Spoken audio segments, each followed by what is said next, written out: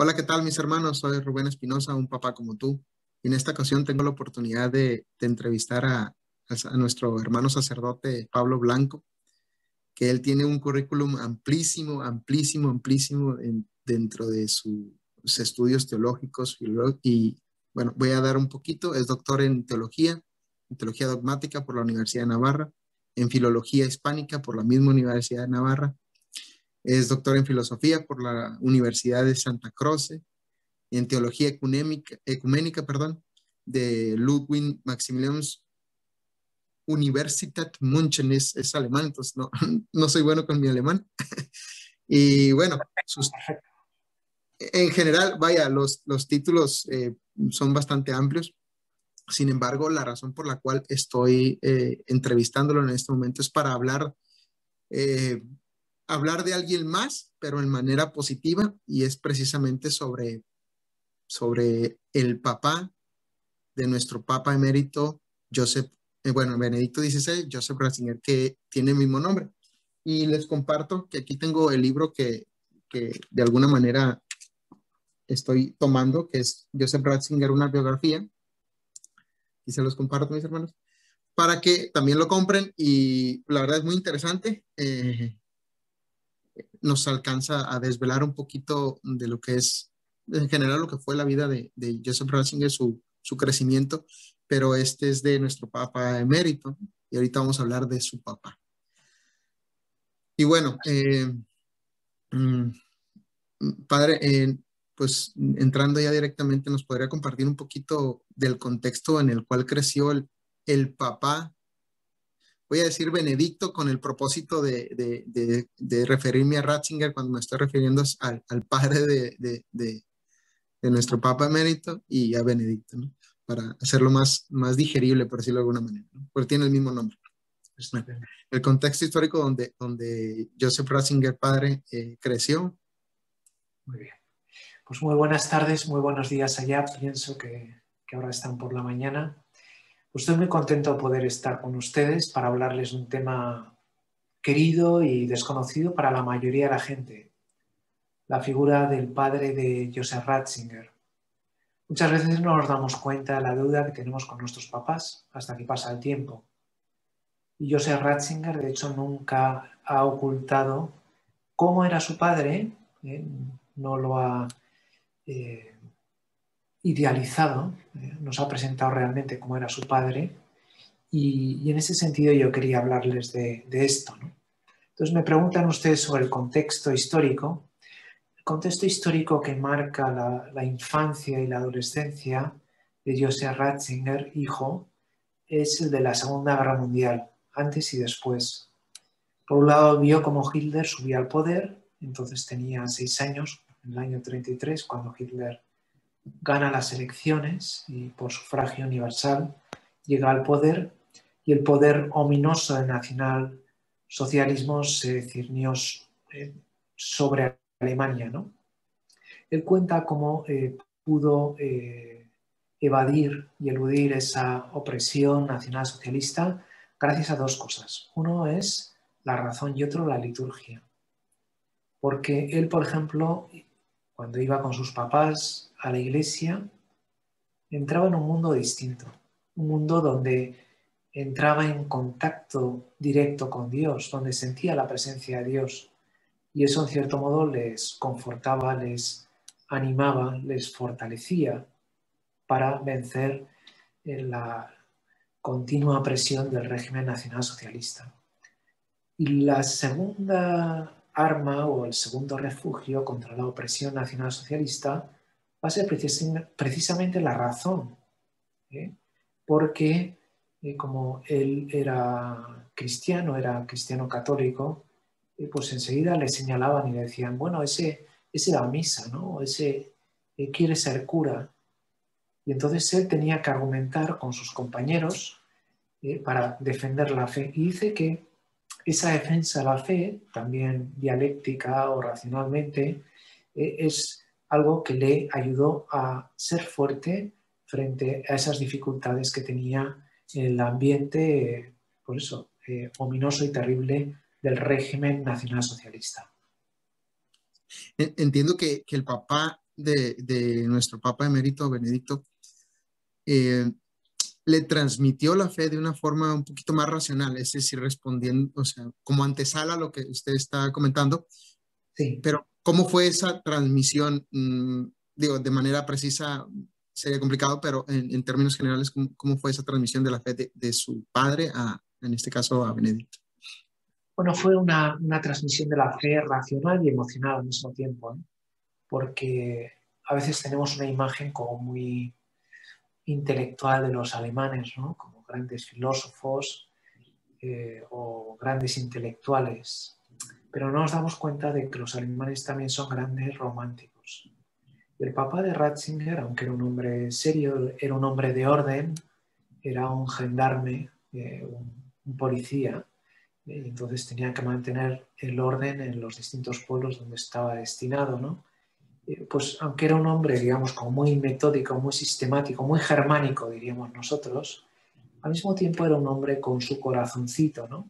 Y, por ejemplo, era un enamorado de la música. Le gustaba cantar, le gustaba tocar con el laúd.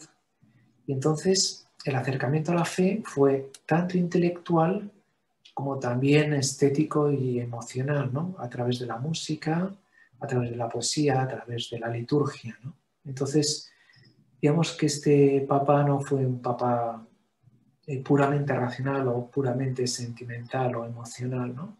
Sino que creo que sabía combinar ambas dimensiones. Eso sí, no era un papa perfecto, eso tampoco.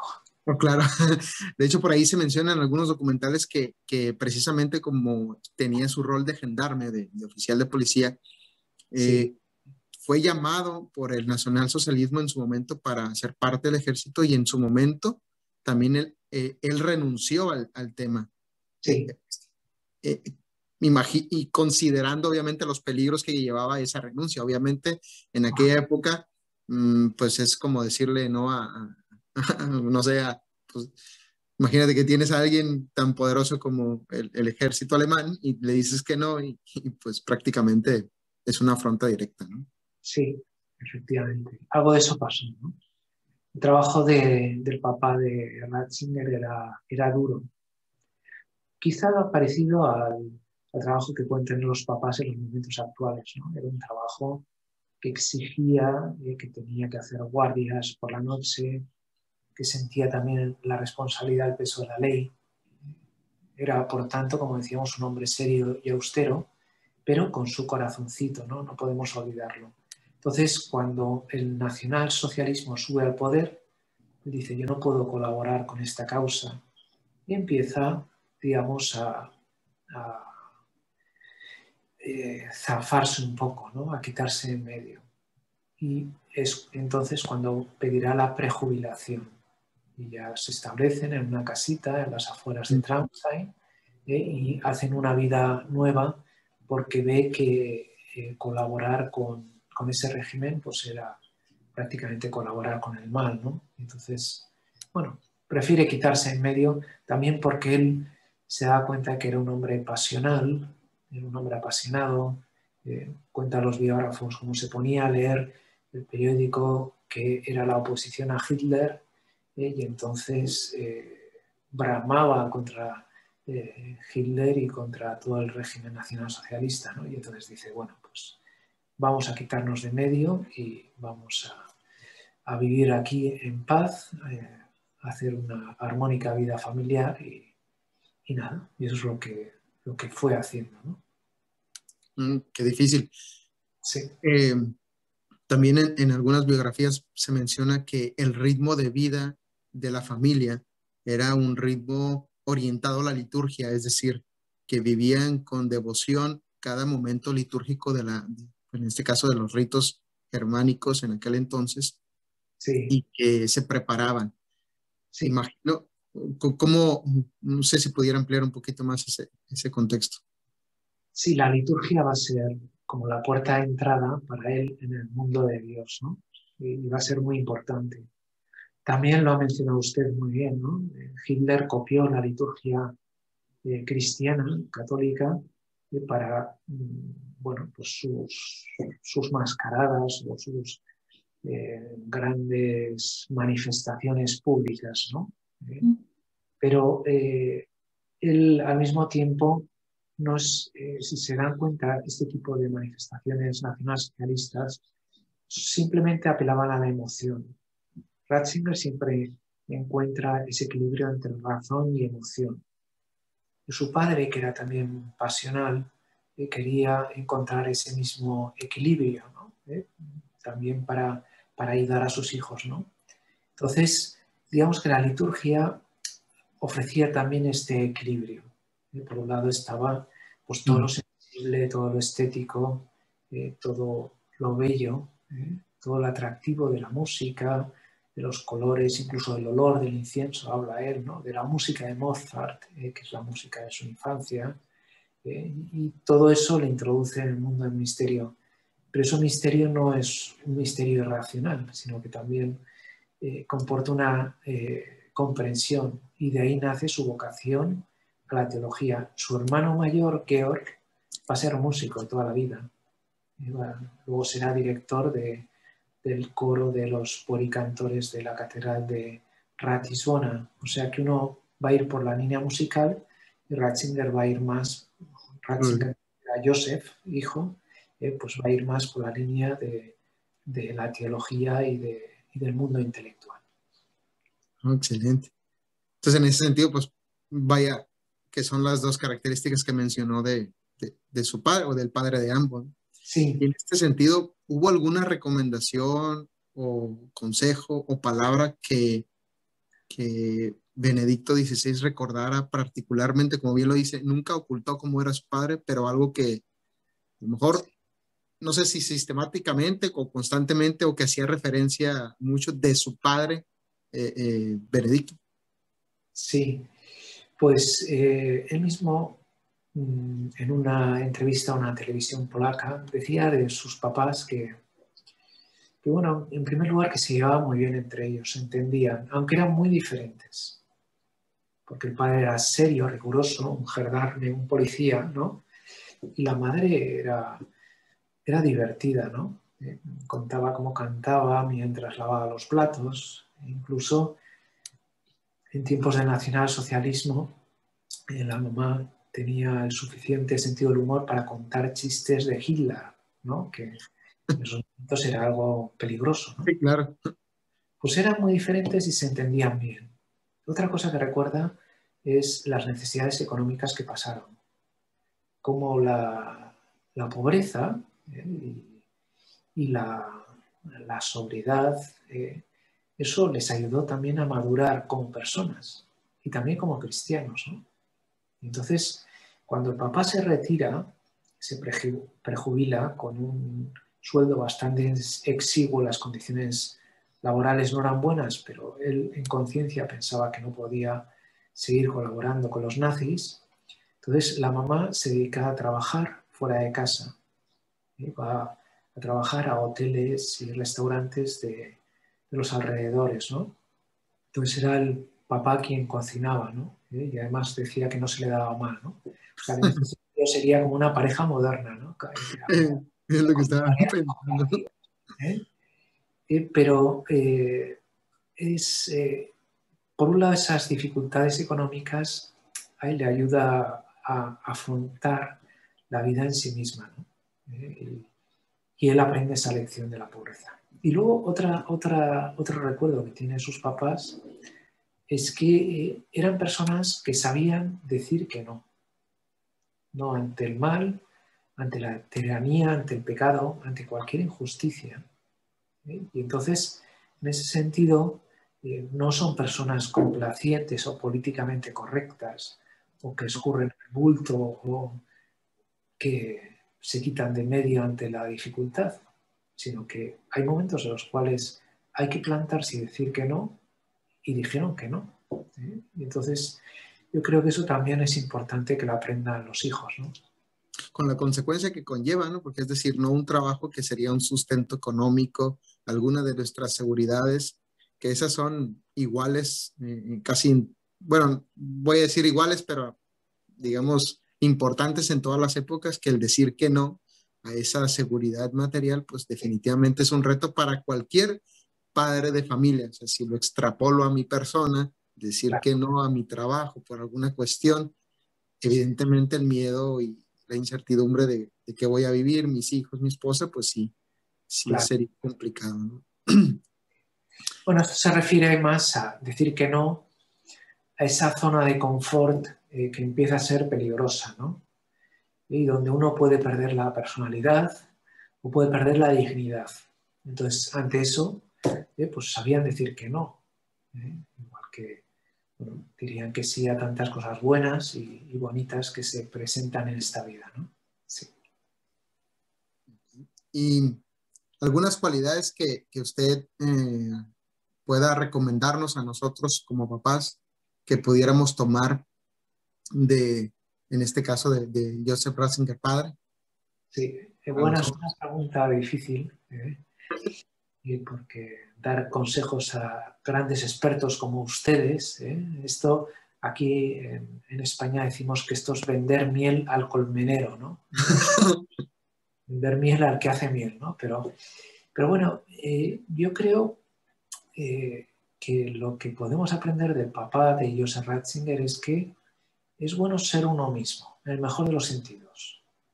O sea, no intentar emular o copiar a los padres de las películas o de los anuncios, sino poner en juego los propios talentos, las propias capacidades.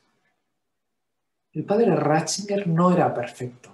Esto lo hacen ver sus hijos en varias ocasiones. Pero era un hombre bueno. Y era el mismo, con sus propios defectos. Yo creo que los hijos prefieren más a un padre de verdad que a un padre perfecto y falso, perfectamente falso. No hace falta adular o gustar siempre a los hijos. A veces los padres tienen que decir que no. Lo dirán con todo el cariño y con una sonrisa en los labios, ¿no? Pero eso muchas veces, a mí por lo menos, y creo que a ustedes también, nos ha ayudado más que el ser simplemente complacientes o condescendientes, ¿no? Y yo creo que únicamente les tienen que ver a ustedes como a un padre, como una referencia clara, abierta y cariñosa, por supuesto, pero una referencia a la cual se pueden atener, ¿no? Y que puedan decir, bueno, mi papá siempre está ahí para cuando lo necesite y para todo lo que necesite. Yo creo que esto es algo que podemos aprender de este papá de Joseph Ratzinger. Excelente. No, pues en general decir que no, a veces a los niños, sobre todo cuando están pequeños, es todo un reto, Sí, hasta cierto punto, ¿no? sí. Y bueno, la verdad es que eh,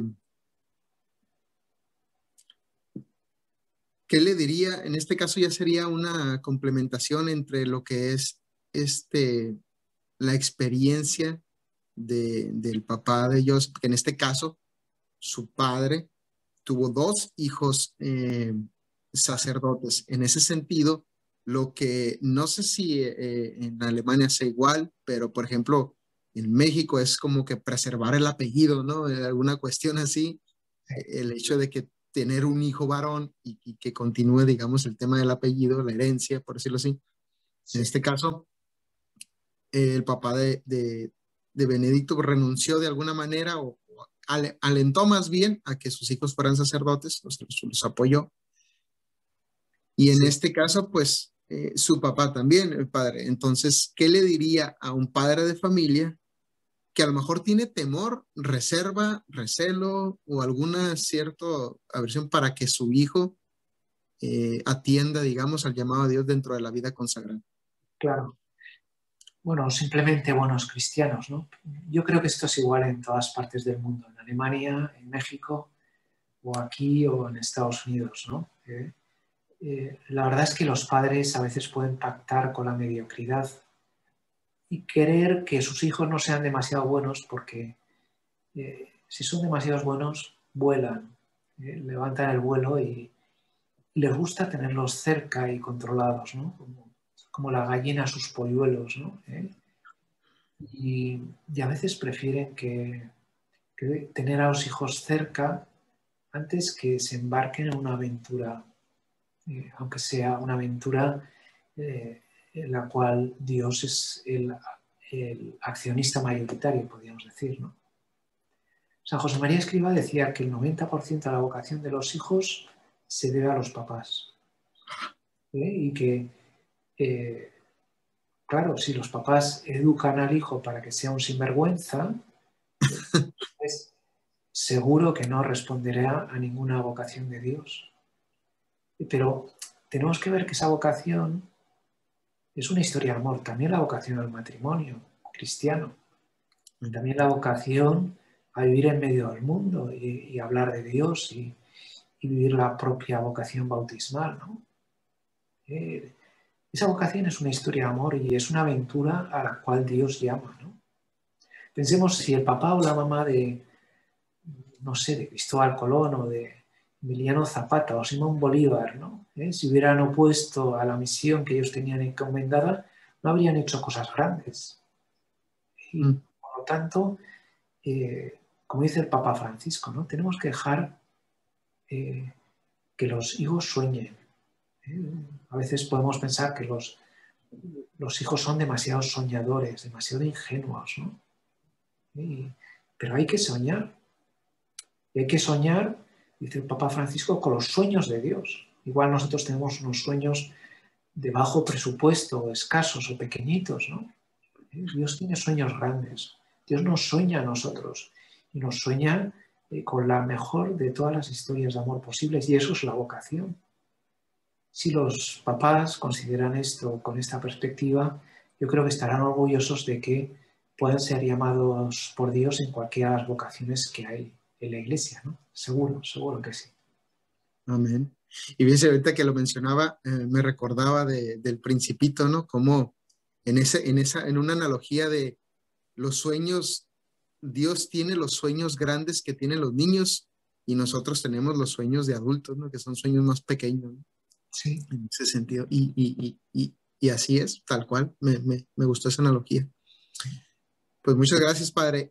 Ahora me gustaría pasar un poquito a su experiencia, en el caso, cómo fue el rol de su papá para su vocación y en su formación como cristiano. Bien, la historia de mi vocación es muy sencilla, ¿eh? La verdad es que nunca había pensado, cuando me ha hecho usted esta pregunta, digo, pues efectivamente, ¿cuál ha sido el rol de mi papá, no? Y la verdad es que yo me acuerdo cuando el día de mi ordenación sacerdotal, yo creo que estaba más ilusionado mi papá que yo mismo, ¿no? Yo, por supuesto, que creo que era, bueno, por supuesto que era plenamente consciente y estaba ilusionado, pero mi papá estaba mucho más ilusionado. Entonces yo pensé, bueno, hay cosas que pasan entre Dios y los papás que nosotros nunca sabremos.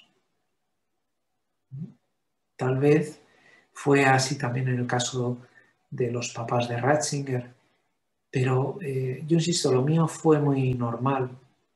Cuando me decidí seguir a Dios, mi papá simplemente me dijo, mira, yo no me voy a poner. Dios te llama, sigue adelante. Simplemente me dejó una puerta abierta.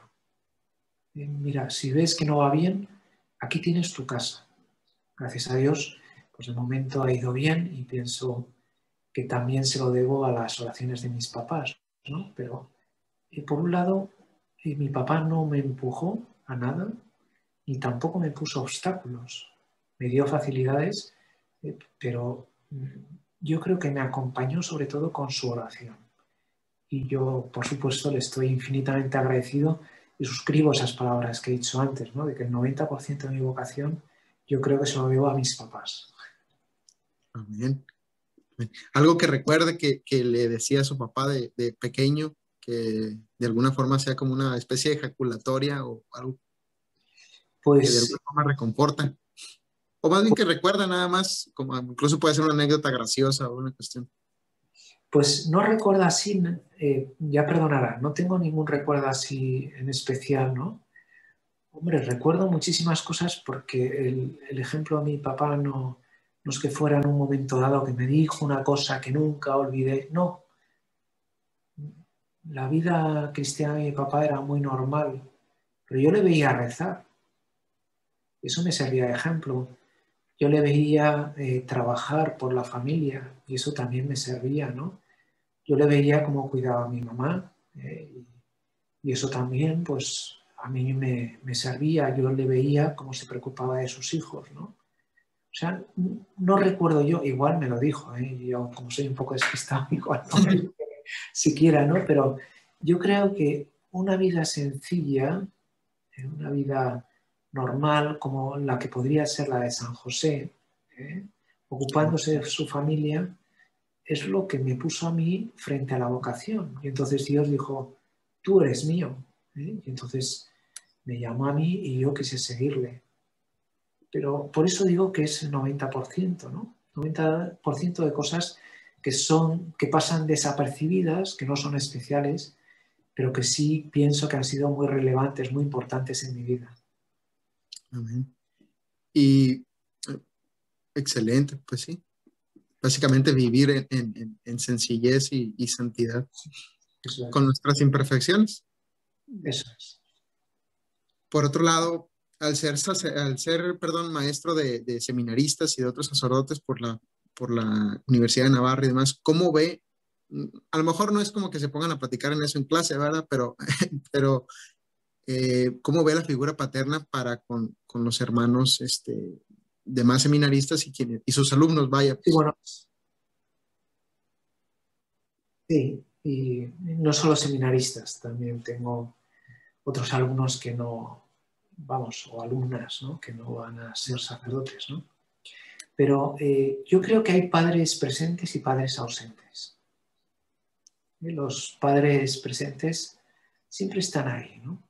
Aunque a lo mejor viven muy lejos, pero tú notas enseguida cuando hablas con un muchacho si su papá está cercano o no. Digo, ahora están los móviles que acercan a los que están lejos, aunque a veces alejan los que están cerca, ¿no? Pero notas enseguida por el modo en que hablan de sus... Sus padres, sí, se cortó un poco. Mi experiencia me dice que esa proximidad en la distancia es casi un milagro. Sí, y uno sabe que está cerca. No, decía que en mi experiencia me dice que esa proximidad en la distancia es un milagro. Mm. Uno sabe que está cerca del prójimo cuando reza por él, ¿no? Reza por el hijo, por la hija. Está cerca de él o de ella, aunque el hijo o la hija no noten nada, ¿no? Entonces, vamos, estaba con Santa Mónica, que estaba un poco desesperada, la pobre madre con aquel hijo. Y entonces fue a quejarse al obispo, que era San Ambrosio, y entonces San Ambrosio le dijo, mira, más que hablarle de Dios a tu hijo, tú habla con Dios de tu hijo. Amén. Pues soltarle una filípica o darle un sermón o, o reprocharle algo, reza por ese hijo. El Espíritu Santo se sirve también del ejemplo, se sirve de las circunstancias y permiten que efectivamente, pues poco a poco, Dios vaya actuando y vaya llamando a quien quiera, ¿no? Yo creo que esto es lo clave, ¿no? Rezar por los hijos.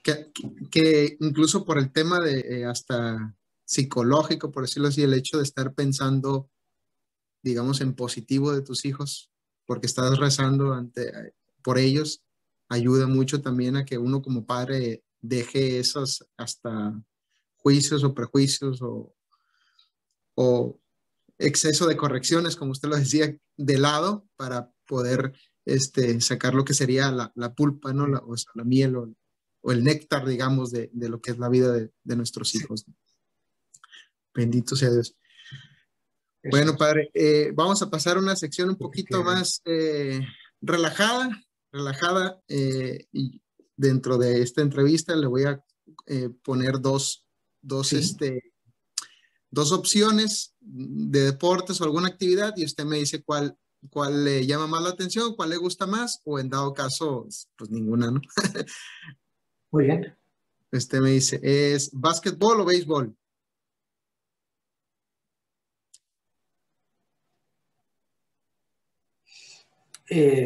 Básquetbol diría, sí. ¿Fútbol, soccer o fútbol americano? El fútbol americano no lo entiendo muy bien, pero me gusta mucho verlo. ¿Eh? Y aquí lo que se lleva sobre todo es el fútbol, soccer. Sí. Sí, claro. Aquí. Pero he de reconocer que no soy muy futbolero. Yo de estudiante jugaba al rugby Ah, europeo, digamos, ¿no? No al fútbol americano. Y eso ok. me gustaba mucho, eso sí. Entonces en este caso sería Sí. rugby. ¿Le gusta el billar o el boliche? El billar, sí, también jugaba al billar. Hace mucho tiempo que no juego, pero me gusta, sí. Y ya en el caso de peleas, ¿le gusta el box o las artes marciales mixtas? No he practicado ninguno de los dos, pero las artes marciales me parecen ¿Ajedrez o figuras dominó? de karate o de cosas. Ah, Sí, perdón, es que se cortó un poquito, pero eh, ¿ajedrez o dominó? quizá dominó, sí, dominó. ¿Le gusta ver series o películas?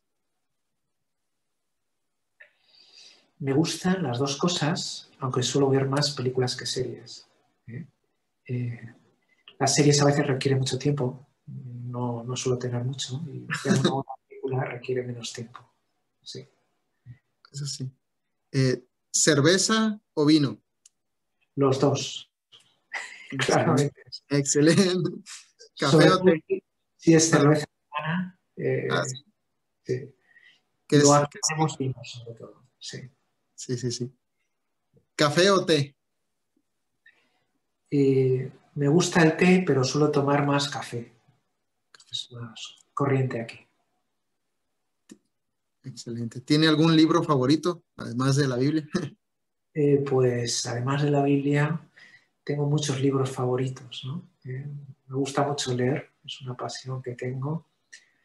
Y, y no es que, bueno, ya que hemos mencionado a San Agustín, las confesiones de San Agustín a mí me ayudó mucho, ¿no? Y además es el libro favorito de Ratzinger, o sea que Se sí, complementa. eso es. Ahora le voy a, le voy a decir una palabra y usted me dice lo primero que se le venga a la mente. Muy bien. Cristo, Redentor, María, madre, misa, centro, confesión, necesario, oración, diaria, sacerdocio, servicio, familia,